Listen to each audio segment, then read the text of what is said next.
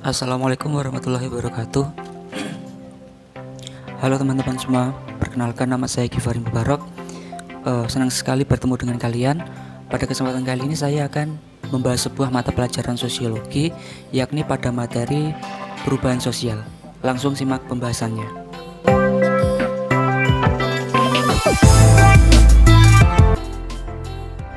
Tanpa kita sadari, perubahan sosial dapat terjadi kapan saja. Perubahan sosial tersebut dapat terjadi secara cepat ataupun lambat, dengan skala yang besar maupun kecil. Dan pada setiap perubahan tersebut, pasti akan ada dampaknya, baik dampak positif maupun negatif. Tentu saja hal ini terjadi sebab sifat manusia itu sendiri, sebagai makhluk hidup yang senantiasa berubah, baik fisik maupun psikisnya. Pengertian. Secara sederhana, perubahan sosial merupakan perubahan yang terjadi pada kehidupan sosial masyarakat. Perubahan di sini diartikan sebagai sesuatu yang bergerak, baik bergerak yang mengarah kemajuan maupun kemunduran.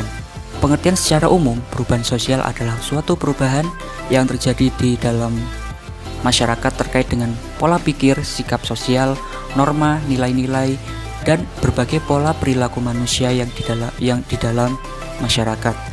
Setiap individu atau suatu masyarakat pasti akan mengalami perubahan secara terus-menerus atau secara berkesinambungan.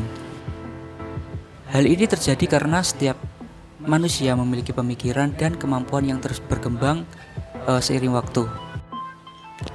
Oke, selanjutnya tadi kita sudah membahas mengenai pengertian perubahan sosial. Nah, yang kedua kita akan membahas tentang ciri-ciri dari perubahan sosial tersebut.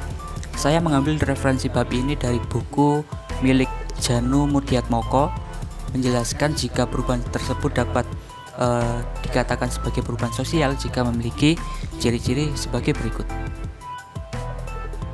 Ciri yang pertama, dapat terjadi di mana-mana. Artinya perubahan sosial dapat terjadi dimanapun meskipun tingkatan perubahan yang ada bervariasi antara satu tempat dengan yang lainnya. Ciri yang kedua, dilakukan secara sengaja. Perubahan sosial memang terkadang dilakukan secara sengaja, namun lebih sering terjadi jika dilakukan tanpa planning atau perencanaan. Ciri yang ketiga adalah berkelanjutan. Yang dimaksud di sini adalah setiap masyarakat tentunya akan selalu mengalami perubahan, entah itu terjadi secara cepat ataupun lambat. Ciri yang keempat yaitu imitatif, yang berarti segala perubahan di dalam sebuah kelompok masyarakat akan terus diikuti oleh kelompok masyarakat yang lain. Kenapa? Karena masing-masing kelompok yang saling mempengaruhi satu sama lain, serta tidak dapat mengisolir diri dari adanya perubahan-perubahan. Ciri yang kelima yaitu disorganisasi sementara. Disorganisasi sementara merupakan sebuah keadaan yang kacau dikarenakan adaptasi dari masyarakat-masyarakat pada perubahan sosial yang ada. Ciri yang keenam yaitu hubungan kausalitas. Perubahan sosial tidak hanya terbatas pada bidang material maupun imaterial saja.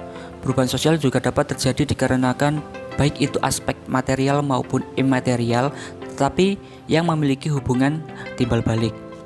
Ciri yang ketujuh, penggolongan watak.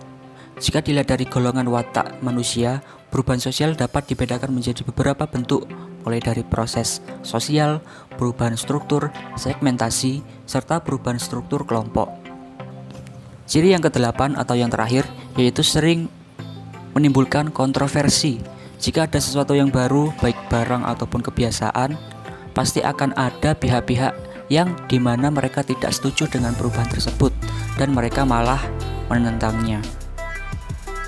Selanjutnya adalah faktor-faktor yang mempengaruhi perubahan sosial. Faktor yang mempengaruhi perubahan sosial dibedakan menjadi dua, yaitu ada faktor internal dan faktor eksternal. Faktor internal adalah faktor yang berasal dari dalam masyarakat itu sendiri, sedangkan faktor eksternal merupakan faktor yang berasal dari luar masyarakat. Faktor internal. Ciri faktor internal yang pertama adalah perubahan aspek demografi, yaitu bertambah dan berkurangnya penduduk. Faktor internal yang kedua yaitu konflik antar kelompok dalam masyarakat. Faktor internal yang ketiga yaitu terjadinya gerakan sosial atau pemberontakan, atau juga bisa disebut sebagai revolusi. Faktor yang keempat yaitu terjadinya penemuan-penemuan baru. faktor eksternal. Faktor eksternal yang pertama yaitu pengaruh kebudayaan masyarakat lain yang meliputi proses-proses difusi atau penyebaran unsur kebudayaan dan asimilasi atau perkawinan kebudayaan. Faktor eksternal yang kedua yaitu perang dengan negara atau masyarakat yang lain. Faktor eksternal yang terakhir atau yang ketiga, perubahan lingkungan alam, misalnya disebabkan oleh bencana alam. Baik, dan itu tadi penjelasan sedikit materi tentang perubahan sosial. Dimanapun kita berada dan kapanpun itu pasti akan ada perubahan di sekitar lingkungan kita, dan itu yang dimaksud dengan perubahan sosial. Saya harap semoga video ini bermanfaat bagi kalian semua dan berguna bagi kehidupan masa depan kalian. Oke, sekian, terima kasih. Wassalamualaikum warahmatullahi wabarakatuh.